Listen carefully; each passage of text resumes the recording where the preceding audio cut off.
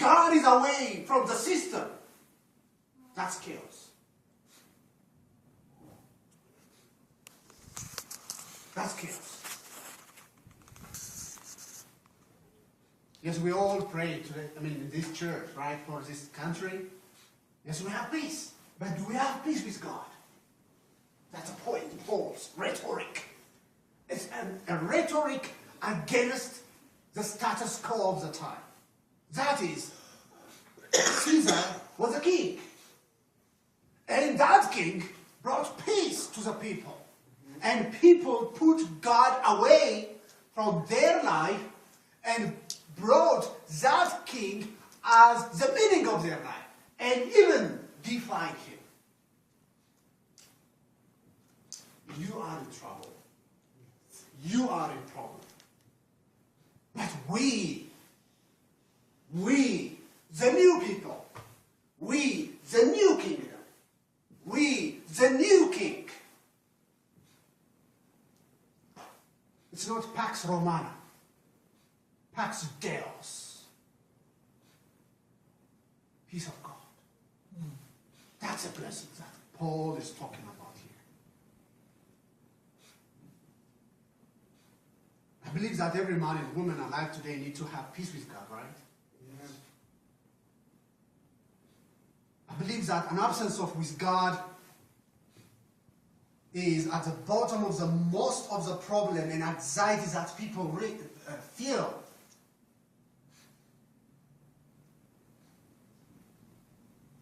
One of the blessing is peace. Let's bring people to this peace. This is our responsibility. People who are settled with Pax Americana.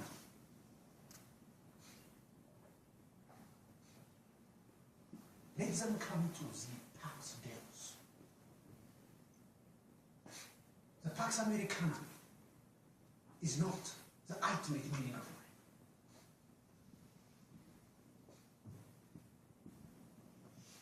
And Paul next, the second blessing he mentioned is, if you read verse 2,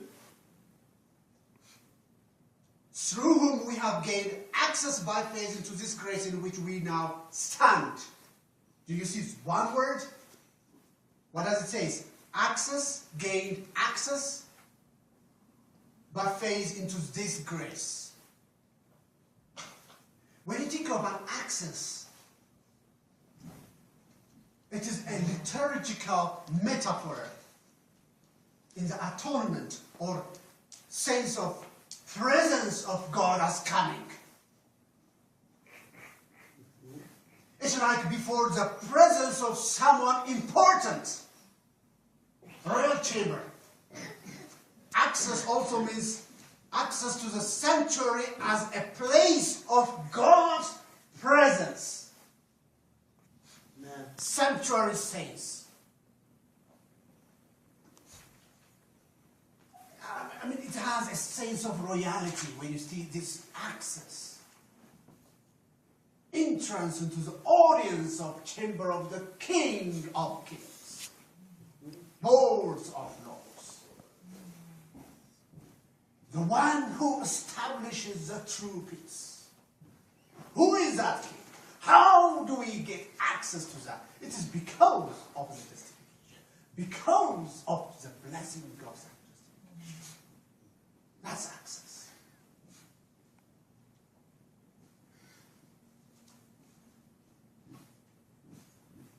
Here is a temple metaphor.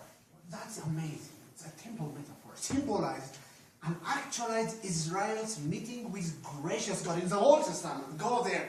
How do the people meet God? Where? Through who? They meet God in the temple, right?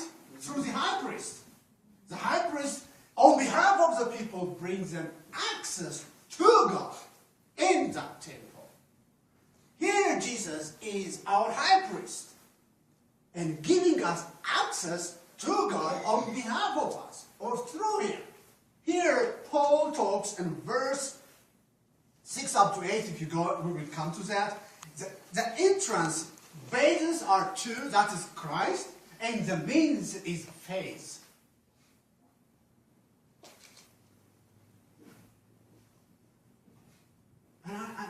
wanted to bring out the implications. Just think of how many discouraged people there are that mistakenly believe that though they may be made acceptable to God on the basis of faith, they still must keep the acceptability before God on the basis of their performance. Don't you see these people? This is the second blessing Paul talks about. The third one Paul talks is still in verse 2.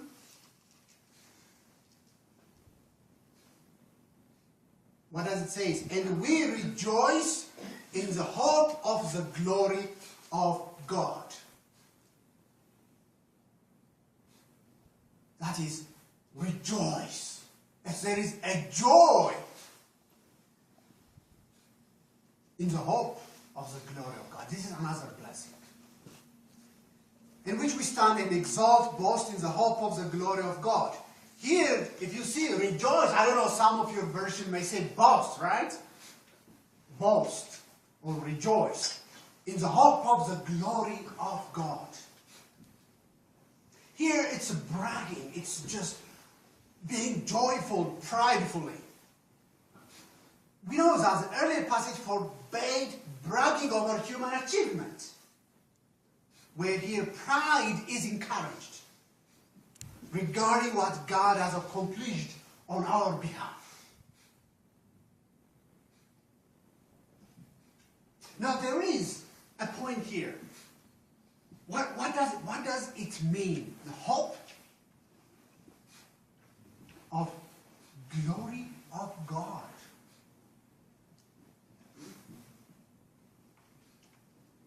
You know, all people have seen chapter 3, verse 23, right? And they are short of the glory of God.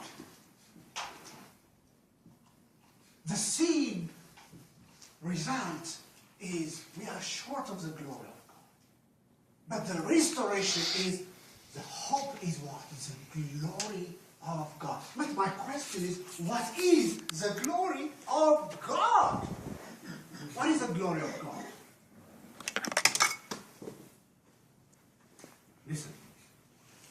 The glory of God is the state of God likeness,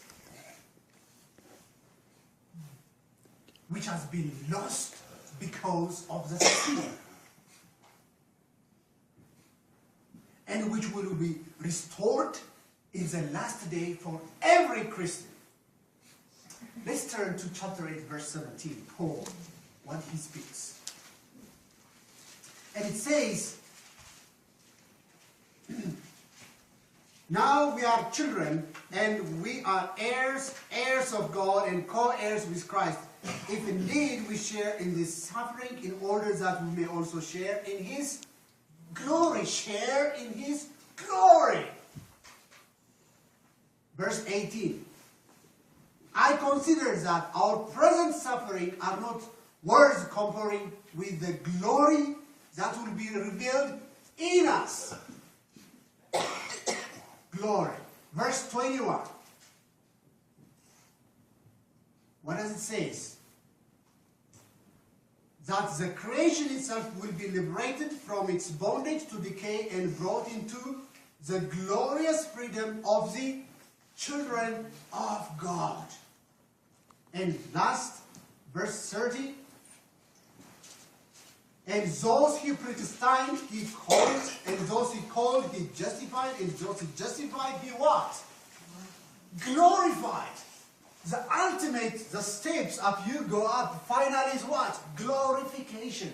And that glorification is the image of his Son. So Paul's point is, our hope is always to be like God. That is a blessing. No one would hope or want to be like God, right? That means being like God is not to be God. Don't mistake me. It's not to be God. It's like the mysticism, the Eastern mysticism. These days are many people are trapped in, right? You know, this meditation, and then you will be God. Okay, go ahead and try it. And at least show me creating one word after you become God. Because that's what God do, right?